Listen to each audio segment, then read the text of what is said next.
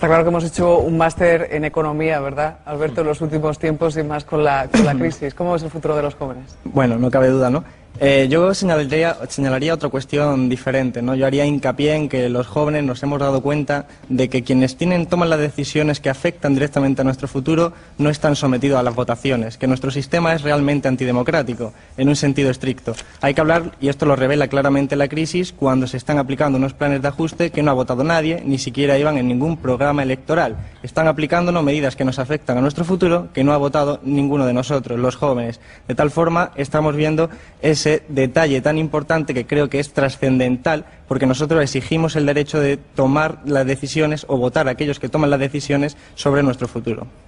¿Cierto? Yo decía que, bueno, estamos hablando aquí de ser emprendedores, ¿no?, de crear empresas, y hasta la intervención final de Antonio parecía que esto era simplemente el resultado final de un deseo, de una idea, cuando realmente hay que plantear qué obstáculos tiene la economía para crear empleo, para salir adelante, crear crecimiento económico. Es cierto, el 80% del empleo lo crean las pequeñas y medianas empresas, y precisamente el 50% de ellas se queja de que no tiene financiación. Ahí tenemos que encontrar al primer culpable, la banca privada. La banca privada es el primer culpable que, recibiendo dinero barato del 1% del Banco Central Europeo, lo invierte en deuda pública en vez de financiar el empleo. Y el segundo culpable de esta situación es la Comisión Europea y el Banco Central Europeo, que promueven pactos como el Pacto por el Euro, que beneficia exclusivamente a las grandes empresas, perjudicando radicalmente a las pequeñas y medianas empresas y, por lo tanto, creando mayor desempleo y mayores situaciones de regresión social. Yo quería, Alberto, que ya estamos empezando a plantearnos la posibilidad de empezar a ir a trabajar fuera. Sí, de hecho ya hay mucha gente que se está yendo, ¿no? Al fin y al cabo, la oferta de trabajo que se pueda derivar en España depende mucho del modelo productivo, del modelo de crecimiento que se haya impulsado desde las administraciones políticas, ¿no? Y ya que están aquí los representantes del PP y PSOE, hay que recordar que es un modelo pactado entre los dos, porque en todas las legislaturas de tanto uno como otro se ha sostenido y apoyado y firmemente ese modelo productivo basado en la construcción y el ladrillo, que al final pues genera una mano de obra adaptada a ese tipo de modelo económico. Parece que aquí os estáis discutiendo mucho entre Javier y Sergio, pero hay que recordar que las medidas importantes, las del Parlamento Europeo, el PP y el PSOE han votado el 70% de las ocasiones conjuntamente, y son allí donde se hacen planes como los planes de ajuste, el Pacto del Euro, que son precisamente los que nos van a afectar más en términos de empleo.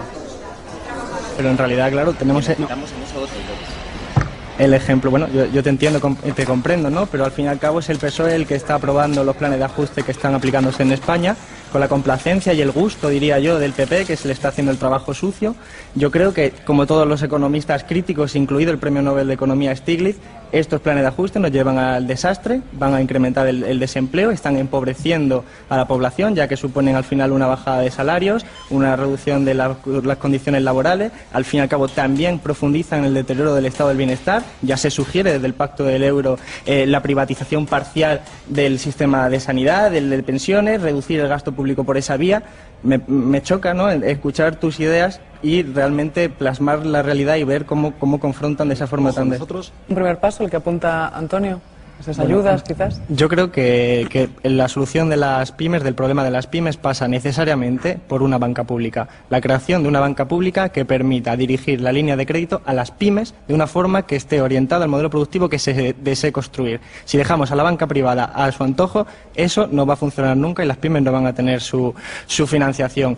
Antes yo estaba de acuerdo completamente con lo que decía Olga, ¿no? Y Sergio parece que le ha dado un poco la razón. Antes hablaba del caso de que la banca privada, esta banca normal de España, pide dinero al Banco Central Europeo y se lo da al 1% sin ningún tipo de condiciones. Y cuando esta misma entidad, el Banco Central Europeo, rescata a los países, que realmente está rescatando a la banca, que es la acreedora de título de deuda pública, rescata a Grecia al 4% y a Portugal al 6%. Y además, el dinero que se le daba a la banca privada al 1% se le está prestando al Estado a 4, 6, 5%. Algo no funciona bien cuando yo te presto al 1 y tú me prestas ese mismo dinero al 5. Alguien está haciendo el tonto.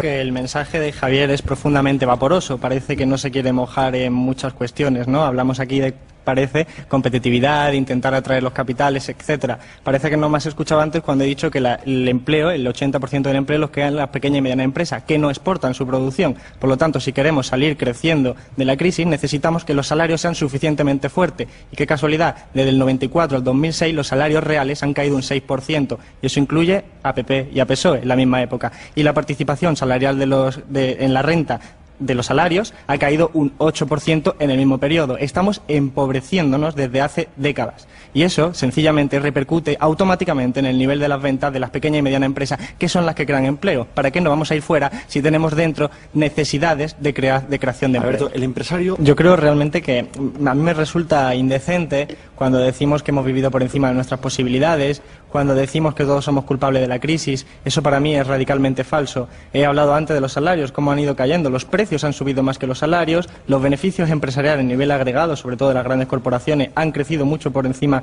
que los salarios. Estamos en una burbuja inmobiliaria que sí, claro, a una familia le ha permitido tener una vivienda, pero es que una vivienda es un bien de necesidad, no un bien de lujo, como se está comportando en esta economía. Pero esa burbuja ha beneficiado sobre todo a un determinado sector, el sector de la inmobiliaria, de las constructoras, todo ese sector de la banca que ha financiado todo eso, etcétera. Por lo tanto, no podemos hablar de igualdad de responsabilidades. Es más, deberíamos considerar automáticamente la vivienda como un bien de primera necesidad, como viene en la Constitución, crear un stock de alquiler de vivienda pública, utilizar ese sector para alquilárselo a las personas y, por supuesto, solucionar los problemas de corto plazo que tienen los 300.000 desahucios. Yo, en términos generales, estoy de acuerdo con lo que ha dicho Sergio, ¿no? Añadiría algunos matices, algunas novedades. Insisto en la filosofía de fondo. La vivienda tiene que ser un bien de primera necesidad y no podemos permitir, como nos ha ocurrido a nuestra generación, que con nuestro salario y nuestras condiciones laborales no podamos acceder ni a una vivienda de alquiler ni a una vivienda de vivienda sin tener que hipotecarte, ¿no? Comprándola. Ahora bien, tenemos bastantes circunstancias que podemos arreglar. Podemos, por ejemplo, pensar en introducir impuestos a las segundas, terceras, cuartas, quinta vivienda, ya que hay un sector minoritario de la población que posee mucha vivienda. Y hablando de esto, debemos recordar que es la banca privada la que sigue teniendo en stock muchísimas viviendas. Una banca que, insisto, es mi prioridad, meterle mano y poder utilizar esa banca como instrumento para liberar ese bien de primera necesidad para la sociedad española. Bueno, Pau, parece que el mundo nuevo que viene no parece tan presente, ¿no? Según las estadísticas, según el Instituto Nacional de Estadística, la mujer cobra 5.300 euros de media menos al año. Eso, según la estadística, es un dato. Así que el mundo nuevo parece que todavía no ha venido. Cuando hablamos de empresarios, a mí me gusta distinguir entre pequeños y medianos empresarios y grandes empresarios, porque de hecho creo que el grande empresario es uno de los principales problemas para las pymes. A mí me gusta mantener eso porque creo que los datos lo revelan. Otro dato esclarecedor, ¿no? El 50% de los beneficios en el año 2009, de los beneficios empresariales, se dedicaron a dividendos. No se dedicó a crear empleo, ni se dedicó a reinvertirlo en mejorar la capacidad productiva, se dedicó a dividendos, a repartírselo entre los accionistas. Decidme, por favor, qué tipo de sociedad es la que se aspira, qué tipo de empresario estamos hablando, si del que tú estabas intentando hacer mofa, que en realidad parece ser que algo queda todavía, o del que estáis hablando vosotros, que parece que en la teoría funciona muy bien, pero en la práctica no. ¿Con cuál nos quedamos? Yo creo que es verdad, claramente que hay una apatía política muy importante, sobre todo en la juventud, pero es evidente, es normal además, yo diría que es hasta sano. ¿Por qué? Porque el problema por el cual salió la gente a las calles el 15M fue sencillamente, fundamentalmente, económico, un problema económico. 6 de los 8 puntos de la democracia real ya eran de economía. El hartazgo frente a los políticos son el elemento visible, pero no es el origen de su frustración realmente. Los políticos ocupan un espacio muy particular, los dos partidos políticos mayoritarios, y es que forman parte de esa élite social que controla nuestra economía. De hecho, un estudio, las empresas del IBEX, digamos, 1.400 personas son simplemente las que se sientan en los consejos de administración del IBEX, que manejan una cifra de negocio equivalente al 80% del PIB. 1.400 personas, 0,035% de la población. Esa maneja un equivalente al 80% del PIB. Esa es la realidad de nuestra economía. ¿Y quiénes se sientan en el consejo de administración? La antigua oligarquía, necesitamos una segunda transición, la antigua oligarquía franquista y los políticos. Sergio, reconozco que todavía no te han llamado, pero si no me equivoco, un antiguo secretario general de la Juventud Socialista es consejero de Telefónica y fue quien apareció con Zapatero del día después de las elecciones municipales, ejemplificando perfectamente esa relación, esa vinculación política empresarial. Que tengo otro caso, pero tengo otro caso. Bueno, hemos visto a Zaplana en Telefónica, vemos a González, a Aznar, a Solbes, a casi todos los exministros de España están colocados en el IBEX 35 con Consejo de Administración, cobrando como Zaplana 200.000 euros al año. Normal que la gente los considere que no son de los suyos, es normal. Has hablado de modernizar el sistema público, del sector público. Yo comenzaría modernizando los partidos políticos y sus dictaduras internas, porque su forma sus incentivos digamos, de subir en el partido son bastante perversos, y eso es lo que hace que al final no exista democracia interna en esos partidos y al final la gente se sienta alejada. Yo diría, bueno, vamos a suponer por un momento que Javier tiene razón y que los políticos son honrados. Yo traslado una segunda pregunta. ¿Y sirven de algo?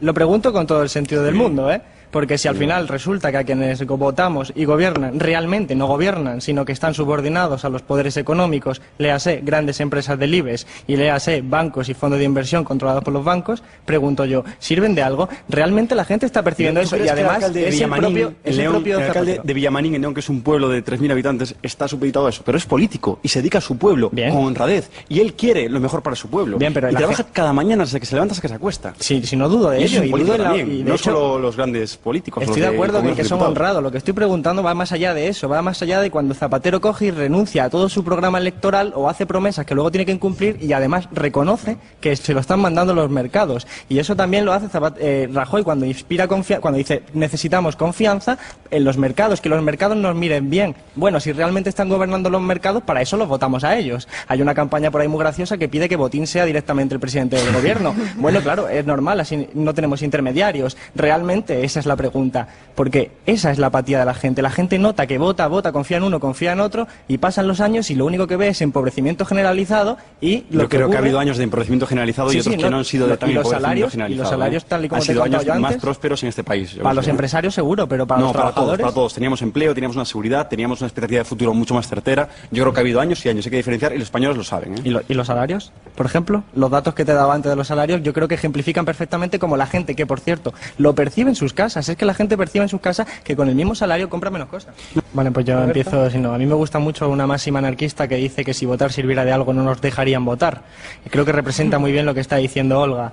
Realmente la gente tiene apatía porque, como decía antes, no parece que sirva de nada participar en ese sistema viciado. Tú invitas al 15M a participar en un sistema viciado, claro, eso tiene trampa, porque está viciado, esa es la cuestión. Todos los organismos en ese sistema completamente anula las posibilidades de que un nuevo partido o partidos minoritarios como Izquierda Unida puedan salir adelante.